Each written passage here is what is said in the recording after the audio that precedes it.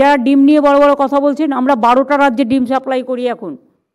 আর ডিমের দামটা যারা বলছিলেন কেন বেড়েছে, তাদের বলি, তাদের নেতাদের গিয়ে জিজ্ঞেস করুন, প্রতি বছর 12% করে ডিম যে মুরগিদের যে ফিডটা খাওয়ানো হয়, সেটার দাম বাড়াচ্ছেন কেন কেন্দ্র? আমরা ভুট্টা চাষ করে চেষ্টা করছি, মেজের চাষ করে আমরা কিছুটা তাদের খাবার জোগাড় করার, কিন্তু খাদ্য সংস্থান আপনারা দাম বাড়িয়ে যাচ্ছেন যে খাদ্যটা হাঁস মুরগিরা খায়, আর বাইরে উল্টো পাল্টা বকে যাচ্ছেন। সোশ্যাল নেটওয়ার্কে কিছু টিম তৈরি করেছেন অনেক অর্থ আছে বলে। মিথ্যে কথা কেন বলছেন? আমরা 12টা রাজ্যে এখন ডিম সাপ্লাইও করি। ইলিশ মাছ বাংলায় উৎপাদন হয়, পেঁয়াজ বাংলায় উৎপাদন হচ্ছে,